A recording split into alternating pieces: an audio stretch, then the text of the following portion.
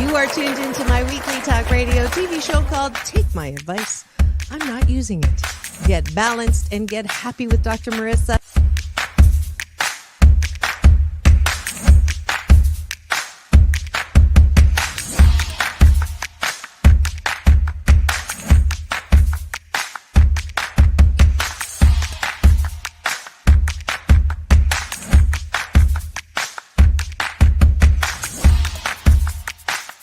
And this show is about hope and happiness.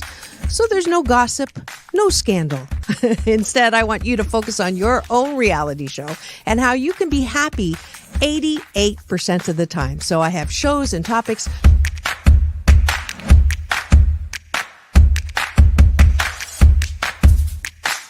Sunday, Monday, happy days. Tuesday, Wednesday, happy days. Thursday, Friday, happy days. Monday, Tuesday, Happy days. Wednesday, Thursday, Happy days. Friday, whatever. Happy days. What a day.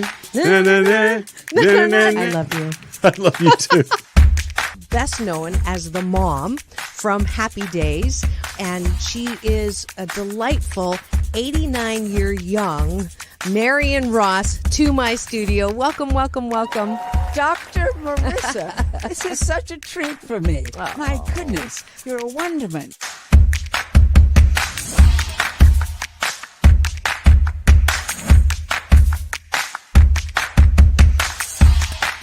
Which is exactly the kind of guest that I like. Those who have gone through life, good and bad, and then taken those experiences to alchemize them into the person they are now and doing good on the planet. I'd like you to welcome Corey Feldman. If you're grateful for it and you say right away, thank you, God. Oh, my God, that's so beautiful. I'm so blessed. Thank you, thank you, thank you. Then guess what? More good things will come to you. Does this sound familiar at all?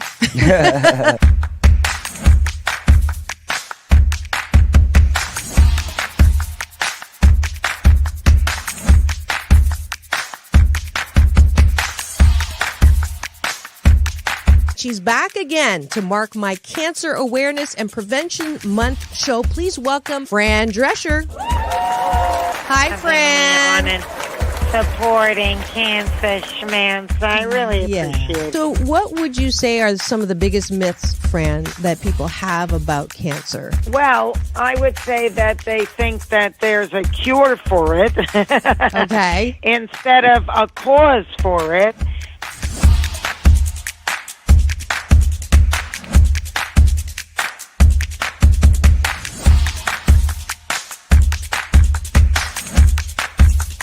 This is the first call-in show when I get to be Dr. Marissa, the kinder, gentler Dr. Laura. And people call in to get their life tires balanced and their critical thinking or their BS, their belief systems, smog checked. And today I am delighted to have Malie calling in from Birmingham, Alabama.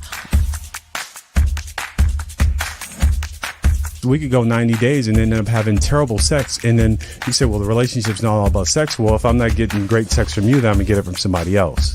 Right? That moose just got put on the table. And I see Josh and Jim. I have to agree You're with Clyde. both nodding. Ramon's sort of half nodding because his wife's listening. But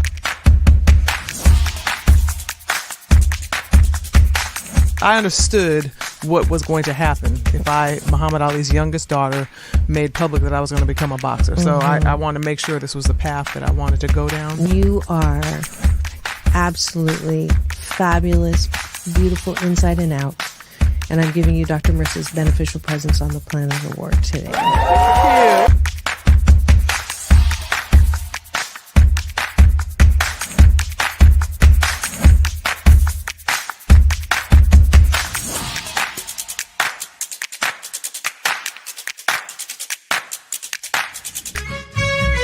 Just sit right back and you'll hear a tale of a fateful trip that started from this tropic point. When I go, I'm gone. Are you lonely?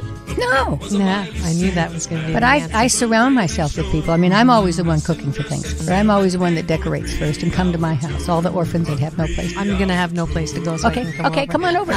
Life is so amazing if we can see it. Jump off that exhausting hamster wheel and into balanced living with Dr. Marissa. Promise you joy in the mystery. Dr. Marissa, also known as the Asian Oprah. Her mission, to be a beneficial presence on the planet. Her purpose, to be your personal advocate to live, laugh, love, learn. Her life motto, don't die wondering. Take back your life with Dr. Marissa Pay. And welcome. You're tuned into Take My Advice. I'm not using it. Get balanced with Dr. Marissa, the morning show here on KCAA, NBC News, CNBC News, NBC Sports Radio Station, AM 1050, FM 106.5, and streaming everywhere. iHeartRadio, Spotify, Stitcher, iTunes, TuneIn, Audible, Amazon Music, Tiki Life, Rumble, Spreaker, Streaker, and more. Why so many places? And I definitely am getting some feedback there, Frank. I think I hear the show in the background. So let's see if we mute that. We're trying a couple new things in the studio this morning. And this is either your end, Frank, or your end, Sam. You know, that gerbil has gotten really loud. Sometimes we have that gerbil in the background. Let me see if it's on my end here. But we're so glad that you joined us. This is a show about hope and happiness. So there's no gossip, no scandal, and no K words. No Kardashian talk. Oh, I'm sorry. No Kanye talk at all. Formerly or now, because I want you to focus on your reality show and how you can be happy 88% of the time. So there's topics and gifts to that end. And Sam, could you check your settings, because something's going on and I'm coming on stereo. And yeah, so it's on your end, because if I mute you, yeah, it goes away. So I just muted you. So can you try to figure that out before I unmute you? And it is Straight Talk with Dr. Marissa and Sam Works. You know that this is a special Thursday, every Thursday series where we talk straight. Not meaning that we don't talk about issues, that we don't talk about everyone and their different gender identities, but we're talking straight as in we're giving it to you straight. And usually it's around romance and relationships. And so that's what we do, is talk about that. And nope, we're still getting it. So, and Frank's now coming on because I wanted to see and test. Let's see, Frank, you're not on camera. So we're doing all kinds of something. Let's see. Can I hear you now? Can you hear me? I can hear you, but the feedback is particularly bad on Sam's end this time. Okay. And I just muted him and it went away. So it's good. And he's going to try to figure that out. So it is it is kind of like a validation and a funny way to make the transition. This is one of Sam's last shows. So, and I have a new co-host coming on, and you see him right here on camera. His name is Frank, and I'm going to let him introduce himself, except that we cannot see you. So I got two young, good-looking guys in my studio, and one's having audio issues, and the other one's having picture issues. So you tell me, what am I going to do with guys? But we're all good, and let's try. Okay, Sam, if you could tell Frank maybe how you used to come on camera when you were doing my sound engineering, that would be great. And I'm going to mute you and just give a couple of, because the feedback you know how it used to be like a little gerbil? Yeah. It's like an active pack of gerbils this morning, and it's distracting me. All right. So I just muted Mike. I just muted Sam's mic, and he's going to private chat or call Frank and tell him how to get on camera. And that way we can get stuff going. But I'm so glad you've joined me. I have now 594 consecutive weeks on the air. I have also finished my podcast number 1024, I believe. And thank you for tuning in. I see eyeballs rolling in now. You know, you can chat live with me and ask questions. Today's topic, and thank you for the heart. And if you make a comment, then I can see who you are and actually welcome you by name. And we're going to do a breakfast with Dr. Marissa and Sam Works, my co-host on this special series for the last, I believe, year. I don't even know how long we've been on. And then what we're doing is transitioning today for my new co-host for this particular series. And his name is Frank. And let's see. We've got Frank without camera, but we've got Sam. And it automatically comes up with that funny gerbil sound. But we're good. Anyways, we're going to go ahead and do breakfast, which is, what are you grateful for? 8 specific things you are grateful for. And I'm going to start. I am grateful that I know that whatever is happening, it will get fixed sooner or later, sometimes later. What are you grateful for, Sam? I'm grateful that I'm on time and I'm on your show still, so we can have a few good more runs, you know. Yeah, and it almost went away there. I'm wondering. It's a good. I wonder if I went on my phone. We'll try that too. But I am grateful for airplanes. I am getting on an airplane immediately after the show today to fly to Toronto, Ontario, Canada. Some of you know my Chinese mom has Parkinson's. She's been battling that for years. And so I try to go back once a quarter to, try to help her out. And also, it's her birthday trip. So I'm going to throw a party for her. So I'm grateful that I can do that on an airplane. What are you That's grateful awesome. for? I'm grateful that I control my own time. You know, some people, they're on everyone else's time, and I'm getting to the point where I can control mine. So Awesome. Frank, what are you grateful for? Even though that your face right now is a multicolored screen. I am But at least we grateful have your sound. for learning experiences. You got that. I'm grateful for, sorry, just one thing, and then we're going to ping pong back and forth. I'm grateful for technology, even when it doesn't work. Dr. Marissa, All right. you literally just took my gratefulness. Because Go ahead. So I'll come up with a new one though. I'm grateful for the people around me that take care of me, because I know I can't really do it on my own. So Awesome. Frank, yay! Frank. Yay! There I am. Yes, you are. Awesome sauce. What are you grateful for? I'm grateful I got the camera to work. Yes, and you're going to move the mic over to you or the camera over to the mic.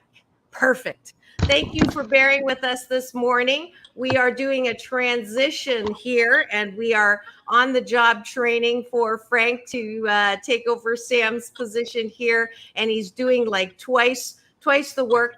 Sam actually started as my sound engineer as well. So anybody else that wants to be a co-host, this is the way you do it. You have to be my sound engineer first. But I'm so glad to meet you. I've never met Frank, thanks to hashtag COVID BC19. We didn't have the opportunity to stream virtually. And thanks to COVID, we do now. So I'm in my virtual office. Frank is in KCAA. I'm glad to see that you have one of those chins. Those are my favorite kinds of chins that he has as he adjusts himself. And we're going to go to the bottom of the bun as you are adjusting and talk about 8 things that we like about ourselves. So 8 things that we like about ourselves. Why is this important? Sam, why is it important? So you don't need anything, the outside source giving you any validation of who you are. And Absolutely. yes. Absolutely. When you cannot approve of yourself, you tend to look to other places for approval. So a lot of us are walking around with antenna going, who likes me? And thanks to social media, it's a literal who likes me or how many people like me. And it's a really, it's a dangerous way to feel good about yourself. And when you look to other people to get love in all the wrong places, people are fickle, as Esther Hicks says. You know, one minute they like you, the next minute they don't. So if you're on slippery slope there. So the more that you can approve of yourself, the better you will be mental health wise. And we talk about this Mondays.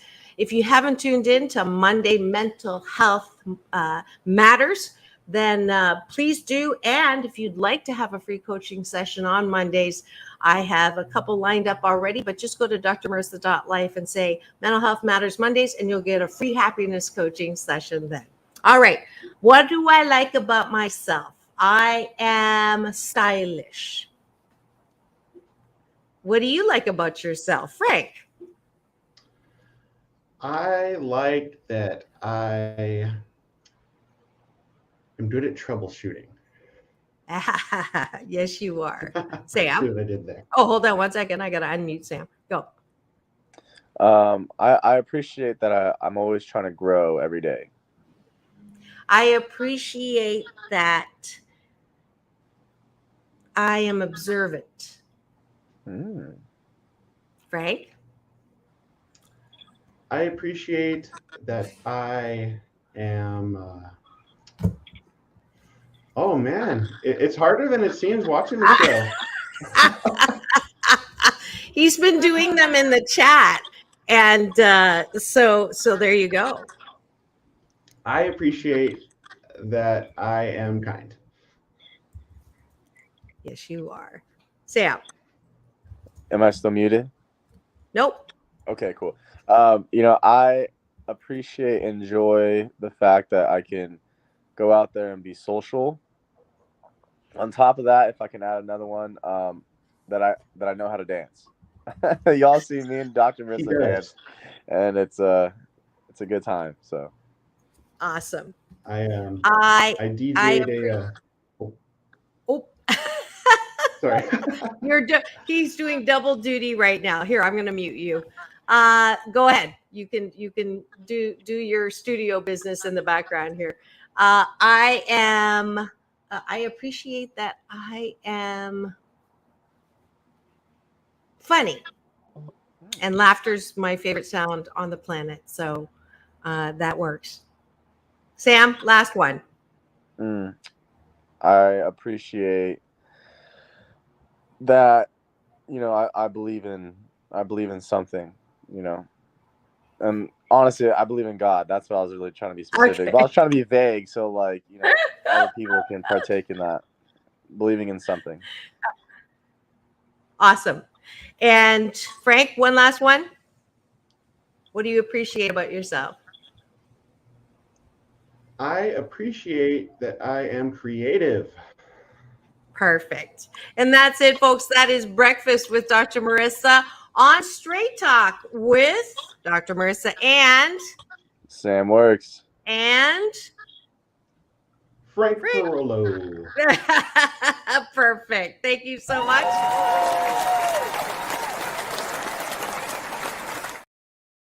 So delighted I have not one cute guy, but I got two cute guys in my studio this morning. And if you've just tuned in and you're wondering what's going on, this is Thursday on Take My Advice. I'm not using it. Get Balanced with Dr. Marissa on KCAA AM 1050 FM 106.5 and streaming everywhere.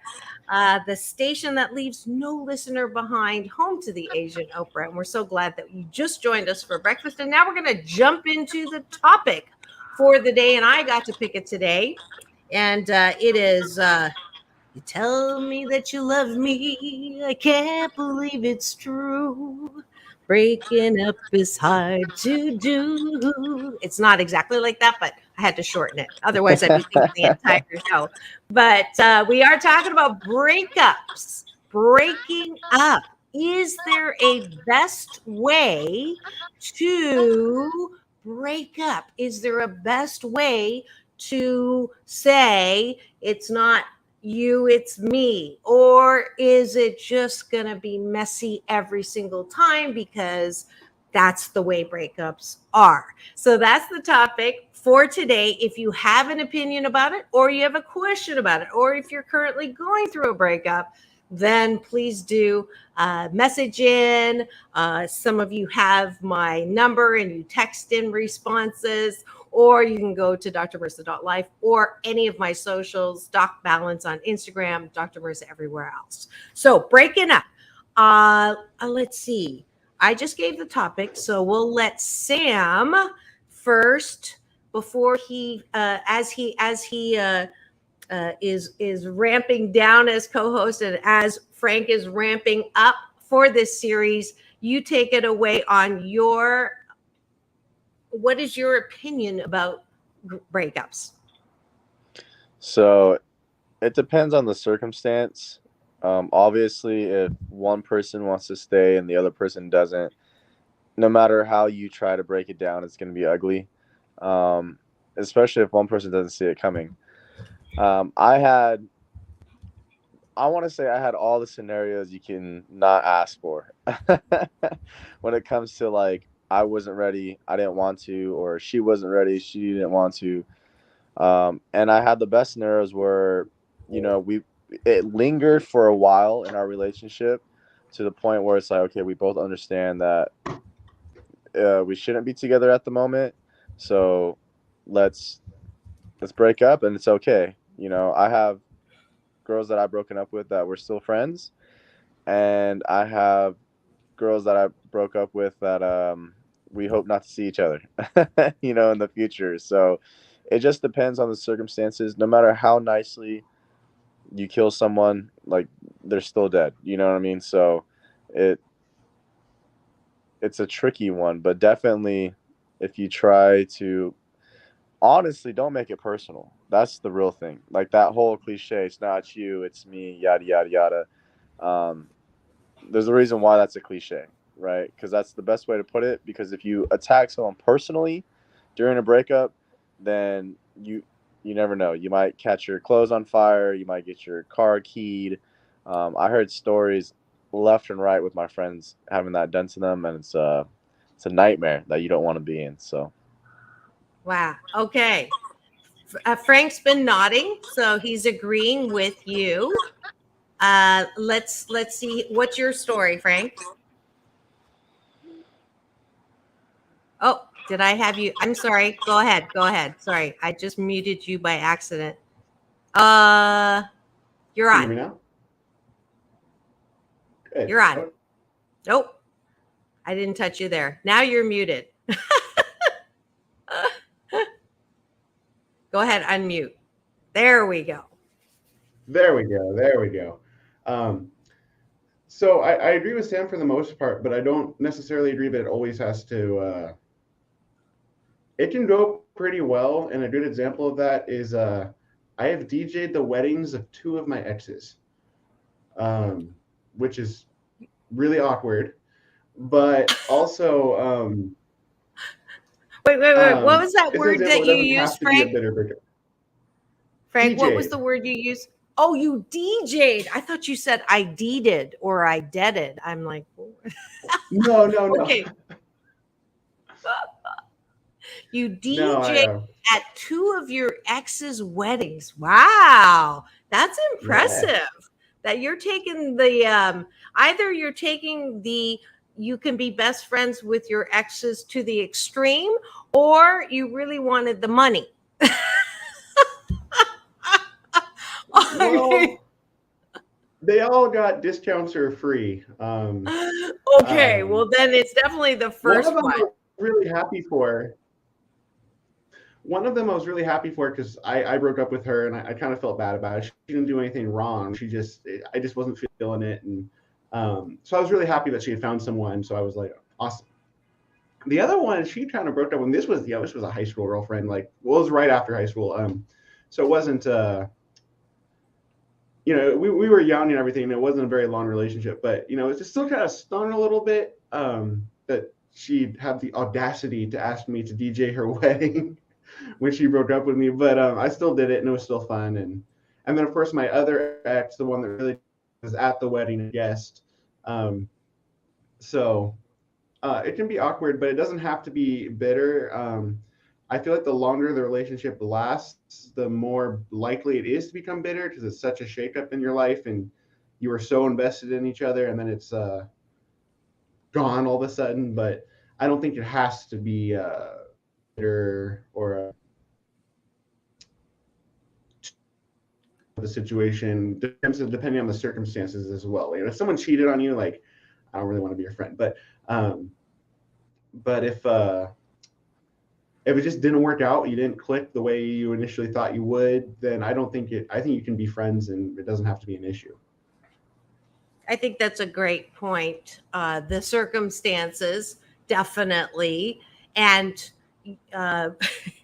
sounds like they're like 2 different experiences. I'm wondering, Sam, what did you do to these women that, or what did they do to you where like breakup is death no matter how you do it?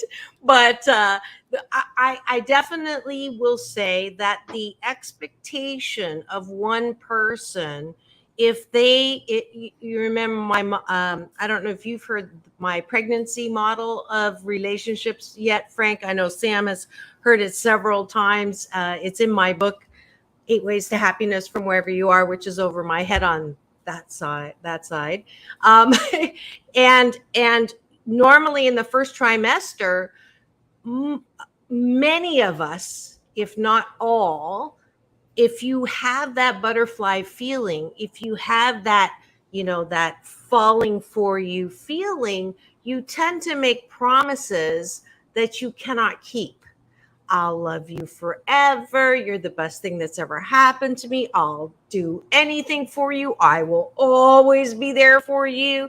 I love you more than I love myself. You're the one I want to spend the rest of my life with. You're the one I want to die with. Sound familiar? Most people who are in that, haze, I call it, that first trimester glow, I have no doubt that you mean it. I have no doubt that I've had that feeling maybe like, I want to say 3 times in my life. And I don't hang around for the second trimester too much. As soon as things start getting real, I'm out of there because, you showed me your best side, and the second trimester, you showed me your bad side and the reality balancing out.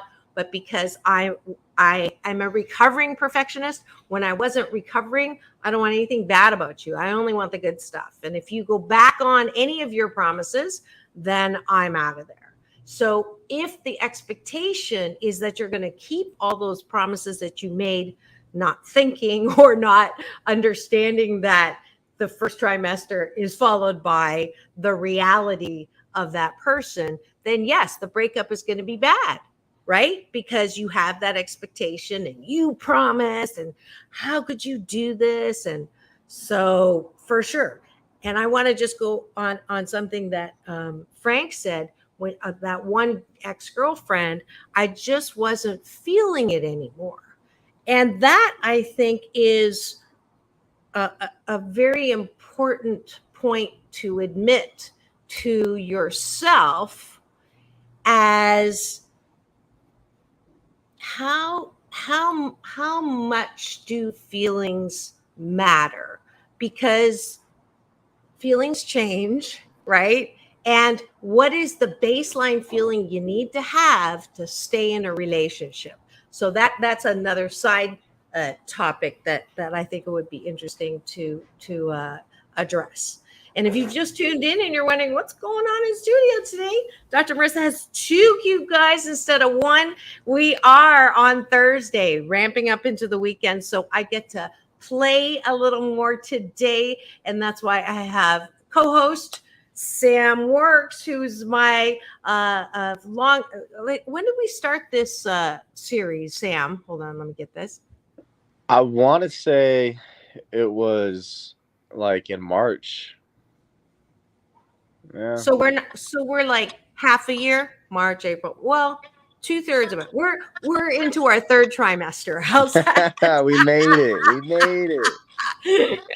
We made it to, and actually it's the negotiation phase of a relationship, and Sam is negotiating out because of his schedule and things that he's got going. And so I have invited Frank.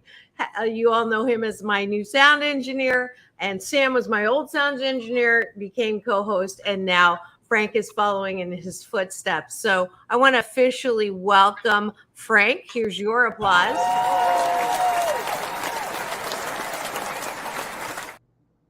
Sam's not gone yet. We're going to be triple hosting for the next this week and next week before Frank flies solo. So, but in the meantime, I want to just appreciate Sam for his 2 trimesters of co-hosting Straight Talk.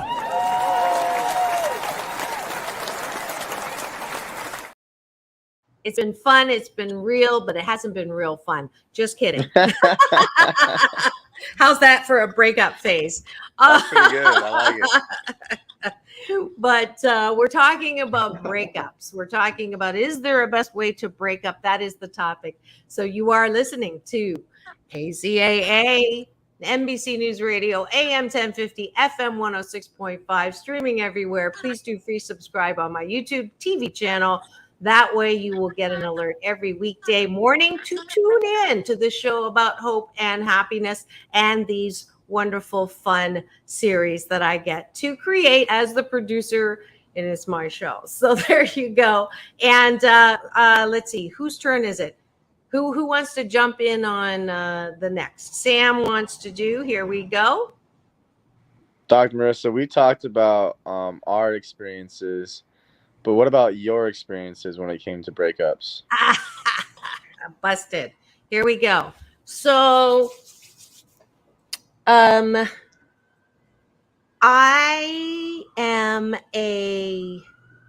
usually the one to break up. And there you go. See, the truth meter is the siren.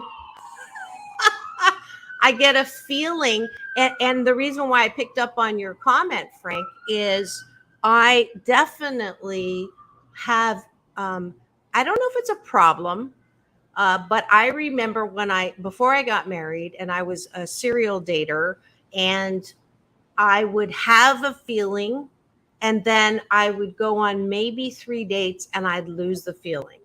And I don't know what, it was like a switch. Like I can remember specifically this guy, hopefully he's not listening, and I'm not going to use his name, but he's a lawyer. And this is going to sound horrible. And once again, I always I put myself in these situations. Thanks a lot, Sam. Where I live my life out loud. And I was attracted to the fact that he was a lawyer, successful lawyer. He was with Skadden Arps, great law firm. And he had everything on paper. And I was, I had a great attraction factor, probably more to his resume than to, him. And then, so the first dinner was, it was okay. The second dinner, I was like, looking at my watch, trying not to look at my watch. And then the third date, when he asked to kiss me, and he did, I literally felt like his tongue was a piece of liver. And it was such a horrible reaction and feeling. And that was the end of that. And I'm not proud of the fact that that was what I, felt. But I saw my pattern of having a good feeling or having that ooh, and then especially if they're cute, I am attracted by my eyes. I don't know if it's a genetic. Dr. John Gray, the best-selling author of Men Are From Mars and Women Are From Venus, gave me a coaching session, and he says that I have just by habit, because of what I do and how strong I am and the experiences that I've gone through, I lead with my testosterone. So I am like a guy more attracted to what I see versus what I hear, which is most women are more attracted to what they hear than what they see. So I have fallen into that trap of, ooh, he's cute. And then, I'm like, I'm attracted. And then the more he talks, the less attracted I am, which is another level of how am I judging these people? Again, I'm not proud of it, but Sam, you asked, I have to tell the truth. I'm putting the moose on the table on myself, which is the Canadian version of talking about the elephant in the room. We're talking about breaking up. Sam made me confess to how I break up, and that's usually the pattern of what I do until I met my husband. And he was very good looking. So again, that pattern existed. And my biological clock was ticking, even though I'm ageless. I wanted to have children. He wanted to have children. He didn't have any priors. I didn't have any priors. We were two damaged kids. He had a sucky childhood. I had a sucky childhood. So naturally, we gravitated toward each other. And the best thing that happened with us is we had two beautiful girls. And I will never regret marrying him. My sentence was 9.2 years, but who's counting? And then it took 6 times of trying to leave him because I was so in my coping mechanism of trying to make things work when they're obviously not going to work. So that's my breakup history. How's that? Frank, comment. Regarding the first story you told us, if you're not, I feel like there's someone who's attracted to everyone. Like there's someone who will be attracted to any, not to any. So like each person has someone that will be attracted to them. Is what I'm trying to say. So, but if that's not, then it's not going to work. It's not even that necessarily that they have to be, if you're just more attracted to the present personality, but then you realize, there's something else missing. You broke it off early rather than just keeping it going and going and going. So you're like, trying to make it work or afraid that you'll hurt his feelings or. So I don't see any wrongdoing there. Okay. Sam? Well, I mean, all good things come out of bad things, right? And with all your past relationships, you understand yourself. You saw yourself, you knew the feelings that were coming, and you knew that you weren't going to be with this guy for too long, which is good because you cut it before, things got too serious. And then, you got your husband, which is great. You got your 2 beautiful daughters. Your husband. And, the rest is history.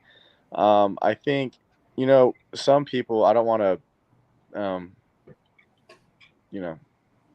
say his name or anything, but how he usually does breakups, which is kind of wrong, to be honest. Once he gets that feeling and then like he convinces himself, okay, it's not going to work, he would drag it out and not make the relationship horrible, but he would make it boring. to the where the point the other person agrees, like, yeah, this ain't working out. You know, like, Oh, so he forces their hand. yes, basically. But at the end of the day, they both agree on something that they don't want to be with each other. You know, and remember that time when we were talking about having pets, and when our pets die, it makes it easier for us, especially younger children, to understand death, or at least get used to death, you know, before it's a family member or whatever.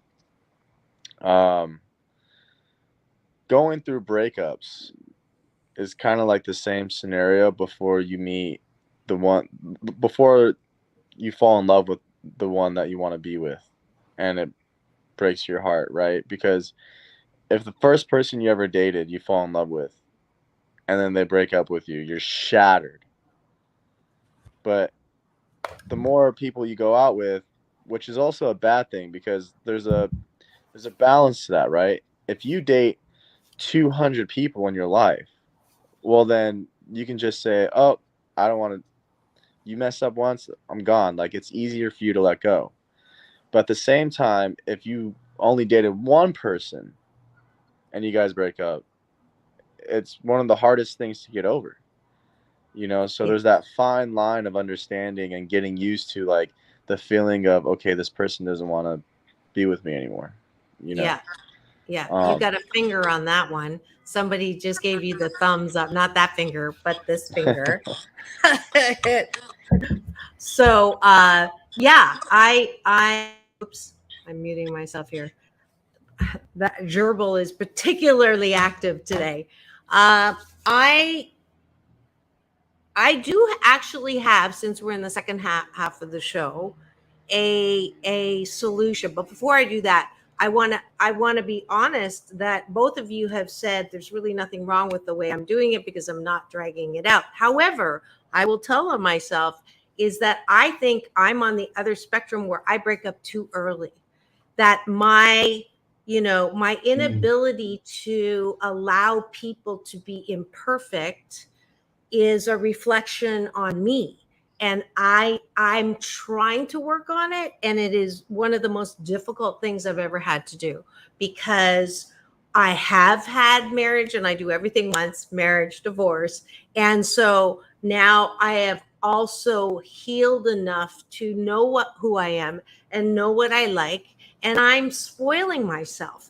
I do what I want, when I want, how I want, and to now try to integrate anyone else into my life who I have to compromise with, it's not easy, because I see it as a taking away from what I can do, my freedom. But here's the model, because I'm looking at the time and I'm going to leave a little early and let the guys close out the show because I have to get to the airport. But so if this is two people that meet and there's some level of attraction, okay, it's good for you to explore that.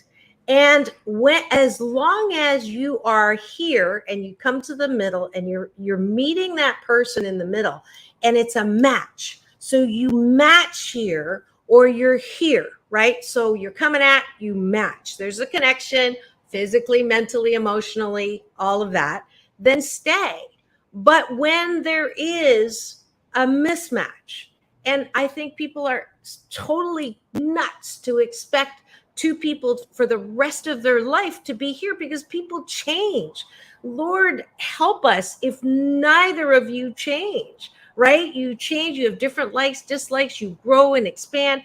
And it's not easy to continue this match, but you stay there uncomfortably locked in till death do us part when you're so different. It's not pretty and it's not fun and it's not what we're here in life to do. Now, I'm not suggesting that we all have polyamorous relationships and, wham, bam, this one like it, next wham, bam, that one like it. That's not what I'm saying. I am saying, though, what would life be like if every time we had a relationship and once we began to separate, instead of saying, you promised that you would be with me forever. You promised till death, blah, blah, blah, blah, and I hate you, and I can't believe you're attracted to someone else, and I can't blah, blah, blah, blah. And that anger, hostility, resentment is gone if we say we were a match and now we're not. And I wish them well and I love them still, but I love them enough to be with someone who appreciates them for themselves exactly where they are, and myself as well. I love myself enough to be with someone who doesn't want me to fundamentally change, because I've already changed. I've grown. Can you imagine what life would be like if all of us had that model of it's just not a match? When I talk to my daughters and I say, how's it going with the guy you're going? Well, it's starting to be really clear that we're not a match anymore. And I love that, because there's not that I hate him, what I should have seen the red flags, what an ash hole he is. So it's work. Sam, you were talking about, like some of your friends or yourself, can you successfully ramp down with love in a relationship so that it's not so personal? That to me is a solution. So I see head nodding, so that's a good sign. Who wants to comment first? Frank? No. Well, I think it's ramped down early if both parties are mature enough or open enough to do that. Was my microphone off? No. Can you hear me now? No, it wasn't? Oh, I don't even have to turn it on. That's interesting. I think that if one party's not having it, then you can't force a cordial breakup, because they're just not gonna. Someone couples me. Okay, we're having one of them some wanted to just keep their family Frank, together. just because we are experimenting today. Is there something else that's taking away some of your internet power? Because you are flickering and freezing just a bit, not horribly, but just a little bit. And I'm missing every 10th word or 8th word. So I'll let you play with that. Sam? Okay. I had one of my exes. She came banging on my door when I was sleeping, and then she came to my room, and she found out that I was talking to somebody else. And look at Frank's eyes. And she was trying to get an answer out of me, and she was like, "What does she have that I can't give you?" And you know what my answer was? Uh-oh, I don't want to know. Go ahead.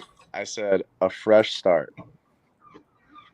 And she sat there and she was like, damn, like, that's the only answer that's valid, And it hurt my feelings to say that, because we were together for such a long time and we built such a relationship outside of a romantic relationship, that when I said that, like, I know that was basically the fire extinguisher, that put out the flame between the both of us.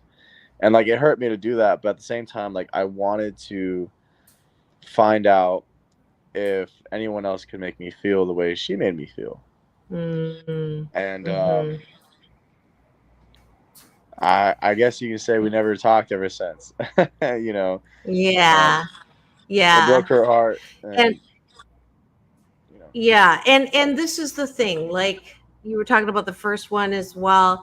It's really not useful to believe that there's only one person that you're supposed to be with for your entire life. And I think that also is the root of all heartbreak, that if you are able to soothe yourself and say things like, I'm in this relationship to learn something. I tell my daughters just all that you're in that relationship to learn something about yourself, in both about yourself and also about what you like and you don't like in someone else.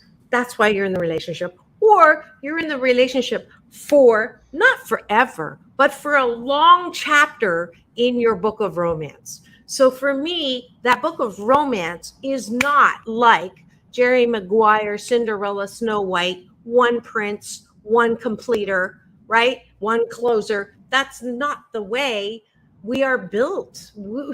Like I was saying with the changing, it's so important for us to own our own BS belief systems when it comes to relationships. And I'll tell you, if you adopt my principle of book of romance, you will have less heartbreak. You will have less, I work with men who are still haunted at the age of 50 from the first breakup at the age of 16, 17, 18. And what a shame. What a loss. You have let that one relationship now rob you of so many incredible chapters in your book of romance. And so I'm happy to say that, they get a fresh start too with this new mindset that they have to choose to believe. And then they're going to have great relationships, however long or short the chapter is, in their book of romance. So that's my final word. I'm going to let you guys take over now. And I will give one Asian Oprah giveaway to, since we are talking about romance, I have one of our favorite sponsors, the Saban Theater. I'm giving away a pair of tickets to Sailing. That's Christopher Cross right here. And he is going to be at the Saban Theater October 26th. And so if you would like a pair of those tickets, then please go to drmarissa.life, put in Sailing. And my daughter's calling. She's downstairs to pick me up. Thank you so much for tuning in. I'm going to let the guys take over right now. And they're going to take the show, take it to the end. I'm so glad you joined me. I will be streaming live from Canada with camera. So I will get at you tomorrow with, let's see, tomorrow is Tempting Conversations with Dr. Marissa and the daughter of the founder of the Temptations. That's why we call it Tempting Conversations, Alon Carter. Thank you so much. Stay tuned right now. Continue talking. They're going to give you their final word. Thank you so much, new co-host Frank and not old. They're both youngins. Thank you for taking over now. We will see you. Oh, Maria's here with you. You've got a feminine voice here. Maria, you're going to have to take over for me. I'm going to go catch a flight. All right, you guys. Peace in, peace out, world peace through, inner peace. Take it away. Bye. Well, Frank, it's just me, you, and Maria. Good morning, Maria. So I have a question for you, Frank. Yes. Can you hear me? Shoot. Okay. Out of all the relationships that you were in, how many of them broke up with you, and how many of them you break up with them? Oof. Almost all of them broke up with me. And but why do you think that I did break up with one of them. To be honest, I'm gonna be a little harsh on myself, but I get clingy too fast, and that's I know that's a turnoff because I've had girls get clingy too fast on me, and I'm like, whoa. But I fall hard and I fall fast, and I think that freaks girls out. I'm working. Do you fall out? You? Do you feel out of it fast too? Depends. I've never had a relationship that lasted more than 6 months or something always ends up happening. But I just tend to fall further and further unless I usually know pretty early if it's not going to work before it even becomes a relationship, like an official relationship. But I'm just still in the dating phase. I don't How let do it you? turn into a relationship unless I'm really feeling it. And once I'm feeling it, I don't fall out really. So, what are some signs from your personal experience where you know that's not going to work out? Things that I either cannot live with, like no one's gonna find their. Everyone says, I'm looking for my perfect partner, but there's gonna be something you don't like about your partner, and like the my first love, like true love, everything that I initially didn't like about her became a perfect imperfection to me over time. But if those you don't initially like become worse and worse, like in your eyes, then you know it's a problem. Um, I started to think the things that like weren't perfect about her, the girl that I really fell for, but then other girls, it's been like, okay, that's not funny, or that's not an admirable quality, and it doesn't change, and that's when I know it's an actual problem that I can't handle like long term. How much of society plays a role or affects your relationships? Society. Yeah, like your Um, friends, your family, people around you. They're just like they either say, "Wow, she's a great girl," or they're like, "Hey, bro, I don't know why you're dating her." oh, She's like how much does that play a role in your relationship? Probably more than it should. Because honestly, if you feel you're compatible with someone, and it's people. Sometimes people are looking out for you, and they'll point out red flags that you didn't notice or you chose to ignore. But I mean, if your mom doesn't like your girlfriend, that's your mom's problem, not yours. Or your best friend doesn't like her, or that's on them. It's one thing to give them advice or say, "Have you considered this about them? Is that okay with you?" But it's another thing to just let other people decide or sway your whether or not you really like someone. Hmm. Are you in a relationship now? No, I am talking to someone, but it's not an official deal or anything yet. You know what's crazy? Hopefully, We only got about hopefully, eventually. yeah, we only got 2 minutes left, but 2 minutes.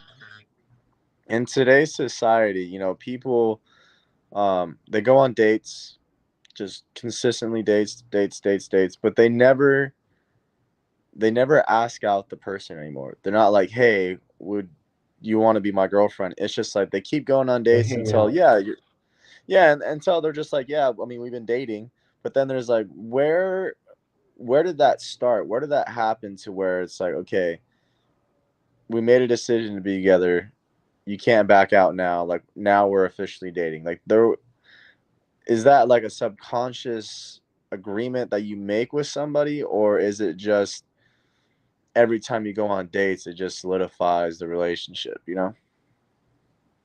That's a great question, actually, because people like try to put a label on it too soon or too late. But I guess when it's come to the point where you're at a point you don't want to see anyone else currently, if you are in that position where like, I don't want to keep my eye anymore. I'm committed to you right now. That's when it becomes a relationship, and whether or not there's a official, day you made that decision, or whether or not maybe you just realize it at some point, like, what, I'm done looking around. I want to focus and see what happens here with you. That's when it becomes a relationship. Yeah, but a lot of people just don't have those conversations anymore. Like I know I like the relationship that I'm in now, we didn't Oh have yeah, that conversation. And maybe we should because communication is key. I tell Dr. we're at Marissa 30 this all the seconds. time. Yeah, we got 30 seconds. All right, so I guess we're gonna Communication wrap it up. very Thank important. you guys for watching Dr. Marissa's show. Take her advice; she's not using it. KCAA 1050 AM and Express 106.5 FM. I'm her old co-host Sam Works. And I am Frank Parolo, the new co-host. Yeah, so stay tuned. We're gonna be together next week on Thursday, and we'll continue on. So until next time, guys, peace in, peace out, world peace through inner peace. Now go and have the best day ever.